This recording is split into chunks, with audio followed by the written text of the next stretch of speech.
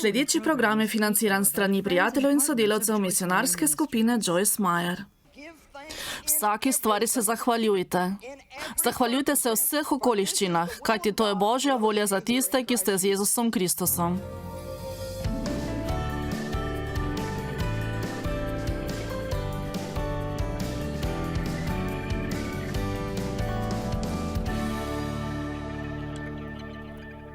Koliko izmed vas moli? Koliko izmed vas bi si želelo, da bi se te molitve uresničile? Prav, nekaj vam bom govorila o naših izrečenih besedah, ko ne molimo. Dajte no, saj veste, kam merim. Ko izrekamo besede, ko ne molimo, te besede vplivajo tudi na naše molitve.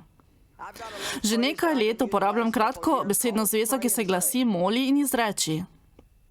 Ne molite za svojega otroka, da bi bil odrešen, potem pa greste na kosilo s sestro Suzano in govorite o bojazni, da se vaš otrok ne bo mogel zdržati droge in bo končal v zaporu. Moli in izreči. Moli in izreči. Izaija 58:9.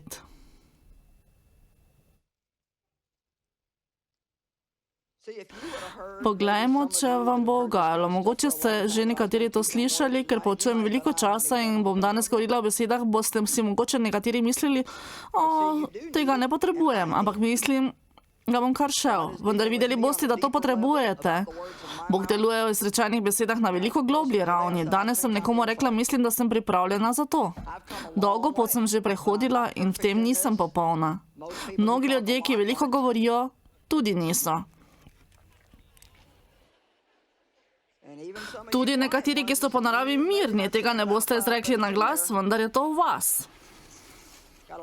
V meni je veliko samogovorov, ki bi jih morala spremeniti. Amen. Hočem se spremeniti. Postati hočem boljša. Preveč stara sem že, da bi zapravljala svoj čas. Hočem zmago. Pred 20 leti sem potrebovala 5 let, da sem prišla do zmage, sedaj se želim v 5 dneh. Nočem se vlačiti naokrog.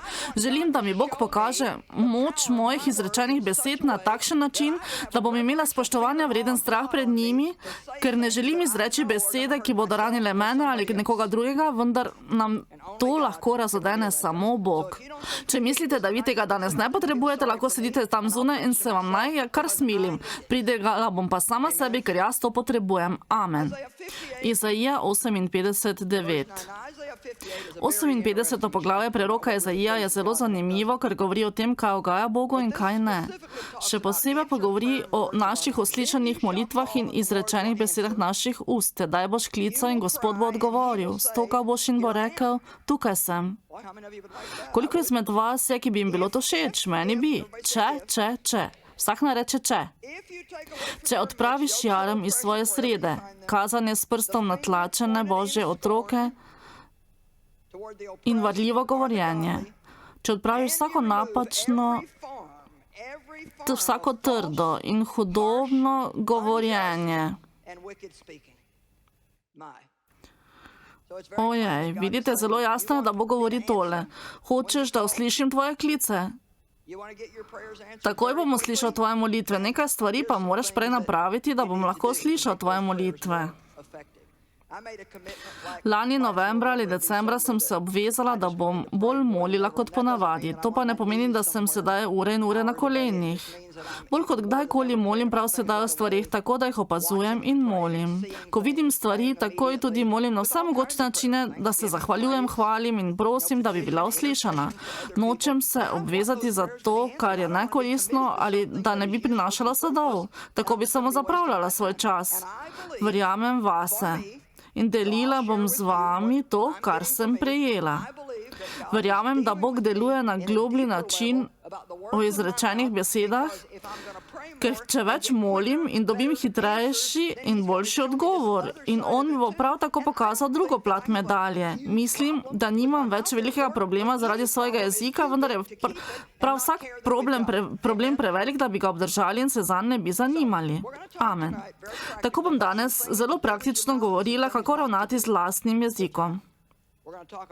Najprej Boga lahko prosimo, da se vsakič zavedamo trenutka, ko nekaj izrečemo.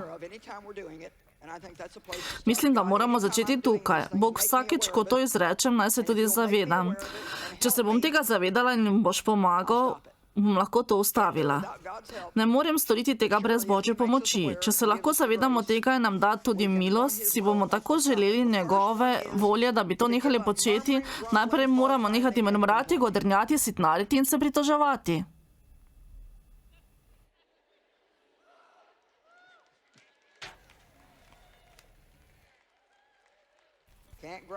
Ne morete več godrnjati o svojem delu, ne morete več godrnjati o svojem šefu, ne morete godrnjati o starem avtomobilu, polomljeni hiši ali o čemerkoli, kar vam ni všeč. A veste to, ta mož, za katerega prosite, otroci, za katere molite. Izraelci. Ne vem, če bom kdaj nehala govoriti o njih. Blodili so po puščavi 40 let, ko bi lahko potovali le 11 dni. Žalostno. Največji problem je bil v tem, ker niso nikoli nehali godrnjati. Ko bi se morali zahvaljevati, so oni godrnjali. Ko bi morali ponavljati Božje obljube, so le godrnjali in mrmrali. Godrnjali so o Mojzesu, godrnjali so o Bogu, godrnjali so o čudežni mani, ki je vsako jutro padala z neba. Gotova sem, da so godrnjali celo o oblaku in o ognjenem stebru. Pravzaprav so godrnjali o čisto vsem. Pogledali bomo 3 besedila, da boste vedeli, o čem govorim. 2. Mojzesova knjiga 15:24. Ali vas moram vprašati, če kdo izmed vas godrnja? Naj vam nekaj povem. Ženske so zelo dobre v godrnjanju. Saj veste, da nisem izvzela moških, vendar je nam to pisano na kožo. Prav sedaj sem se spomnila tiste situacije, ko je Bog tako močno deloval name, da bi bila pokorna žena. To je bilo zame zelo težko, ker so me zlorabljali kot otroka in sem si takrat obljubila marsikaj. Noben moški mi ne bo nikoli več rekel, kaj naj počnem. Tako sem si sama sebi obljubila za kar nekaj časa in sem imela potem težave, da bi bila pokorna komorkoli, dokler zares nisem doživela razodetja glede tega. Spomnim se, da se David ni strinjal z mano glede nečesa in želel storiti nekaj nasprotnega. Veste, da sem rekla, no prav. Obrnila sem stran. Ja, dragi, vedno mora biti po tvojem. Godrnjala sem. Vem, da nišče izmed vas ne počne te stvari, povem samo to, kakšna sem jaz bila. Vendar veste kaj, lahko vam vaš šef nekaj reče in spremete to z nasmeškom na obrazu, potem pa se obrnete in si mislite, ta važič. Lahko pa greste še dlje od mrmranja in med kosilom začnete z odprtim opravljanjem. Postavimo to na višji nivo. Vsako minuto se bolj razjezim. Danes mi je res všeč moje poučevanje, ne vem za vas, vendar meni je všeč.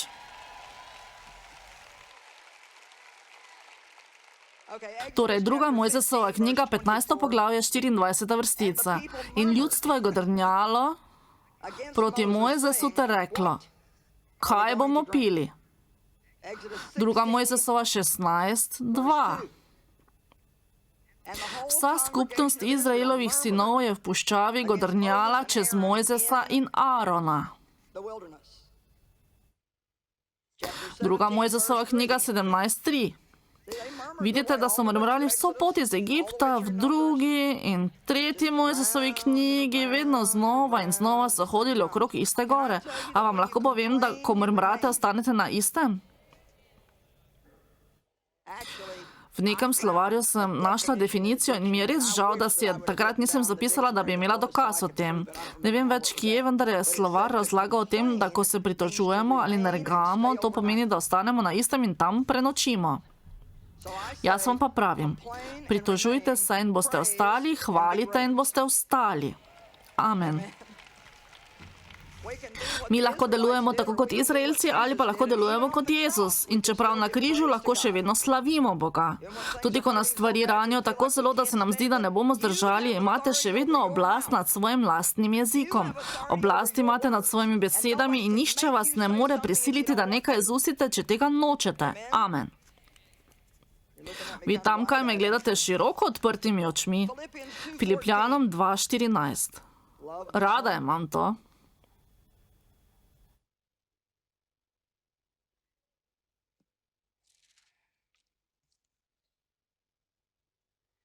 Zelo zabavno je. Včasih vam bom rekla, da odprite Filipljanom 2.14 in preberite potihoma. Ne bo treba dolgo čakati in bom slišala, da se nasmihate. Delajte vse stvari. Vse stvari. O, moj Bog. Ne morem se pritoževati, ko čistim hišo. Ne smem se pritoževati, ko vozim gneči. Ne morem se pritoževati o zvišanih cenah. Ne morem se pritoževati o naši vladi.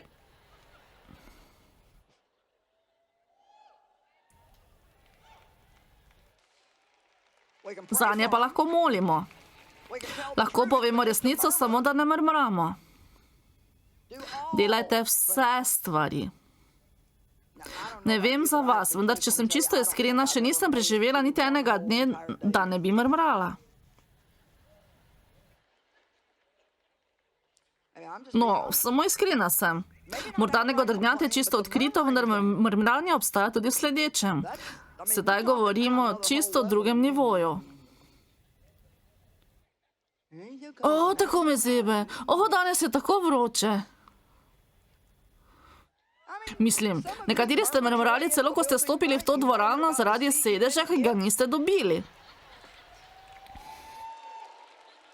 Mrmrali ste o lučeh, ki vam sijejo naravnost v oči, vendar imate radi televizijski program. A bi ga raje gledali v temi?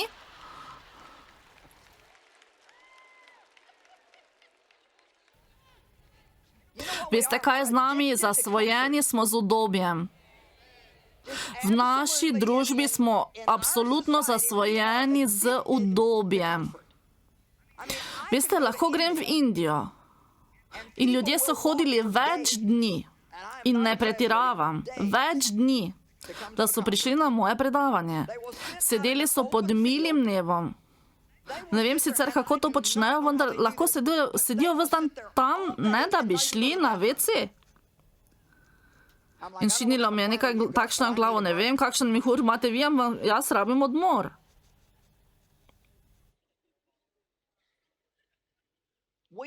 Toliko stvari imamo. In žalostno je, da se še vedno pritožujemo o stvarih, ki jih nimamo. Ampak to se lahko spremeni. Lahko spremenimo hitro, temeljito in to lahko storimo danes. To je to. V pesku potegnem črto. Povabite lahko Boga, vendar pa ga ne vabite, če nočete, da bi sprejel to vaše povabilo. Vendar povabite Boga. Bog, želim, da ti ravnaš z mojim jezikom. Želim, da se bom začela zavedati, kdaj ti nisem ugajala s svojimi besedami. Ne dopusti, da gredo mimo mene. Ne želim, da bi ti trenutki šli mimo mene. Tega ne želim več. O tem področju sem študirala in premišljala, da sem bila že kar modra v obraz. In vendar moram to početi vedno znova. Vendar veste, moj mož David s tem nima toliko težav, ker je on bolj miren. Mislim, on je miren. Ne pretiravam, vendar ves čas najinega skupnega življenja je mogoče 3-krat rekel, da nekoga ne mara. Mislim, jaz sem bila stara 50 let, preden sem našla 3 ljudi, ki so mi bili všeč.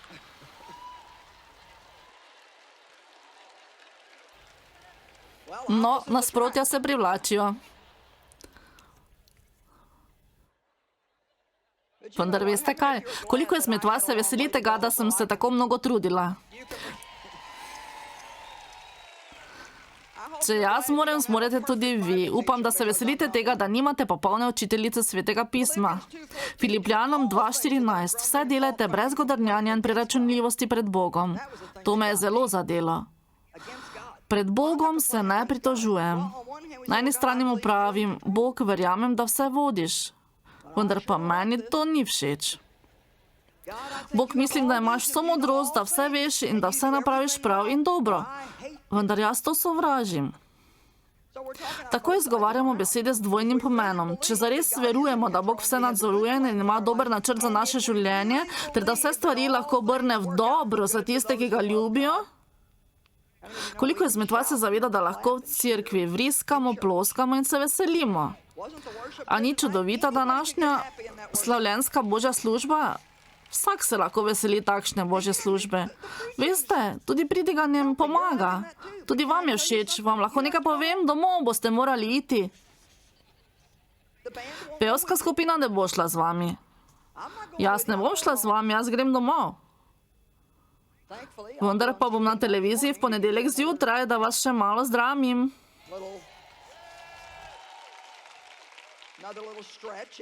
Da vam še malo zbudim pozornost, vendar koliko izmed vas ve, kaj hočem povedati. Vse se zdi dobro in prav, vendar pa ko se srečamo z okoliščinami, kjer bi ta stvar morala delovati, za Jezusa v Getsemaniju je morala delovati, ko so vsi njegovi apostoli zaspali.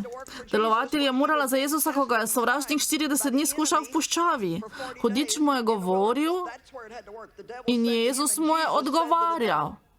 Hudič ga je skušal, vendar mu je Jezus odgovoril. Morate se naučiti, kako odgovarjati hudiču. Ne dopustite le, da vam on govori in da boste postali depresivni. Čutim se potrto. Hudič pravi, da sem potrta in sem zares depresivna. Hudič pravi, da bodo moji otroci prišli v težave. Otroci bodo v težavah. Naučiti se moramo, čigavi zastopnik smo. Ali zastopamo Boga, ali pa njegovega sovražnika. Torej, hočemo se otresti vsega tega mrmranja, godrnjanja, nerganja in pretoževanja. Naslednja stvar je zelo zaželena, da ne bi opravljali, sodili, kritizirali in govorili o skrivnosti drugih ljudi. Wow. Moramo se naučiti, kako prekriti napake drugih, ne da bi jih pokazali. Ne boš verjela, kaj je storila. Ne boš verjela, koga sem oni dan srečala, ko je počel te in te stvari, tako in tako, na takšen in drugačen način. Zakaj dobimo tako veliko poleta iz takšnih stvari? Veste, to so stvari mesa. Hočemo povedati to in ono, hočemo biti tisti, ki nekaj ve, hočemo biti znani in govoriti o stvarih. Ljudje, veste, kaj vam povem? Največja smešna v svojem življenju lahko začnete tako, da govorite stvari, ki jih ne bi smeli govoriti, o ljudeh, ki ne bi smeli pripovedovati. Ko stvari pride na dan, postane to neznosna težava v vašem življenju. Ali ste kdaj povedali skrivnost nekoga tretjega in potem je ta odgotovil, kdo je povedal to skrivnost? To ni najbolj prijetno. Matej 7:1-8. Danes se posvečamo Svetemu pismu. Imam še mnogo odlomkov.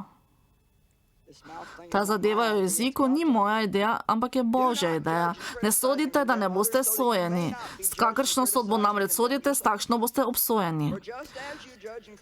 S kakšno sodbo sodite, s takšno boste obsojeni. Pred 2 tednoma sem Winston Salem poučevala o razvoju milostnih darov. In s kakšno mero merite, s takšno se vam bo odmerilo. Sedaj vsak izmed vas ve za to stvar. Vsaka beseda je izredno pomembna.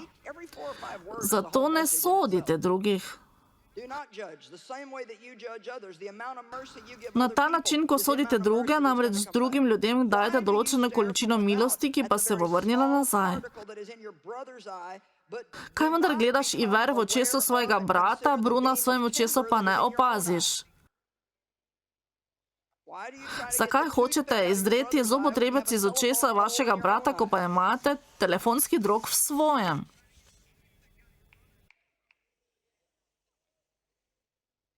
Jezus je rekel, kdor je brez greha, naj prvi vrže kamen. Povem vam lahko le to, da mi lahko sodimo le greh. Vedeti moramo, kaj je greh in kako ga obsoditi. Vendar pa ne smemo soditi grešnika. To je tudi razlika. No, jaz tega ne bi nikoli storil. Bolje, da se tega paziš. Pri tem bi bila bolj previdna. Jaz sem to izrekla in te besede sem potem morala tudi pojesti. Koliko izmed vas razume moje izhodišče? Ne govorim o tem, da stvarmi ravnate po Božje. Govorim o tem, da bi pomežiknili grehu in spregledali tega, ki dela napake. Tega ne govorim. Govorim o sovražni drži do ljudi. Sedaj govorimo o obsojanju. To je drža do ljudi, ki se izraža takole. No, kako je lahko ta to storil? Ne morem verjeti, da je lahko to storil. Vemo, kaj so storili, vendar ne, samo Bog ve, zakaj so to storili. Lahko vam povem, da se vam niti ne sanja o tem. kako ljudje trpijo zaradi tega, kar so storili. Večina ljudi ni slabih ali sebičnih, ki bi se ostali samo zato, da bi opravili slabe stvari. Nekaj se je zgodilo v njihovem življenju, kar jih je bolelo. Mogoče se sedaj dogaja nekaj v njihovem življenju, kar jih boli. Nekje v življenju je ta primanjkljaj. Mogoče delajo napačne stvari, da bi poskušali zapolniti ta vakuum, praznino svojega življenja. Izbrali so napačne stvari, da bi si zapolnili prazen prostor v življenju. Jaz pa si prizadevam za Božjo slavo. Lahko kažete na brata. No, vendar ta brat živi v prešuštvu in to ni prav. Molil bom. Amen. 5. vrstica. Hinavec. Odstrani najprej Bruna iz svojega očesa in šele potem boš razločno videl odstraniti Iver iz očesa svojega brata. Nikar ne onečastite svetih reči. To je namreč naša sposobnost, da ljubimo ljudi. Svetega ne dajete psom in svojih biserov ne mečete pred svinje, da jih ne pomendrajo z nogami in se na to obrnejo ter vas raztrgajo. Mislim, da je to delovanje hudega duha, da jih ne pomendrajo z nogami in se na to obrnejo ter vas raztrgajo. Sovražniku odpremo vrata svoje življenje. To mi je zelo všeč. Prosite in se vam bo dalo. Iščite in boste našli. Trkajte in se vam bo odprlo. On torej preskoči od tega, da ne bi smeli soditi in kritizirati ljudi, ampak bi morali moliti ter prositi v molitvi. Seveda ne moremo pomisliti, da sta ti dve stvari popolnoma nepovezani. Moralo bi biti nekako takole. Želim, da molite, želim, da trkate, dokler kdo ne bo odprl, želim, da iščite, dokler ne boste našli. Ne odnehajte v molitvi. Dobre stvari prihajajo, vendar pa bodite previdni v drži do drugih ljudi. Ne imejte kritičnega, hinavskega, obsojajočega duha do drugih ljudi. Bodite bolj usmiljeni. Bog lahko sliši vaše molitve veliko hitreje, če ste usmiljeni, kot pa če le obsojate in kritizirate. Amen. V svetu je veliko izgubljenih ljudi. Čutijo se nevidne. Nimajo poduka v tem, kaj je prav in kaj ne. In veliko bolj potrebujejo molitev, kot pa obsodbo in kritiko. Veste, veliko besedil je v Svetem pismu, ki govorijo o tem, da ne bi sodili, vendar se hočem posvetiti neke druge stvari. Tretja stvar, ki jo naj ne bi delali s svojim jezikom, je, da ne izražamo svojega mnenja, če nas zanj nihče ne vpraša. Ko sem prihajala sem prav to storila. Kaj, če bi vam sedaj dala svetopisemsko besedilo na temo Brigaj se zase? Ga želite slišati? No, tukaj je. Prvo pismo Tesaloničanom, 4. poglavje, 9. vrstica. O bratski ljubezni. Pa ni treba, da vam pišemo, vas same je Bog poučil, da ljubite drug drugega. Sicer to tudi delate, do vseh bratov, po vsej Makedoniji. Spodbujam pa vas, bratje, da še bolj napredujete v tej stvari, tako da si jo srčno želite in si zanjo prizadevate. To pomeni napor in trud. Prizadevajte si živeti v tišini, prizadevajte se živeti v tišini, skrbeti za svoja opravila in delati s svojimi rokami, delati z lastnimi rokami, kakor smo vam zapovedali. Torej pravi, da naj se z nečim ukvarjamo, da bomo delali dobre stvari, skrbeli le zase in bili tiho. Amen. Kot veste, nas večina govori več, kot pa počnemo karkoli drugega. Morda pa ne vemo, ali tudi če vemo, si tega ne prikličemo vedno v misli, kako pomembne so naše besede. Lahko godrnjamo, mrmramo, se pritožujemo in vsi okrog nas se bodo slabo počutili. Tudi mi se bomo slabo počutili in to odpre vrata hudiču. Lahko pa odpremo svoja usta in izrekamo besede zahvale. Toliko stvari je, za katere smo lahko hvaležni in verujem, da to sprosti Božjo moč v naših življenjih. Uporabili boste svoja usta za nekaj. Naj bo to nekaj, kar bo koristilo vam in vašim bližnjim.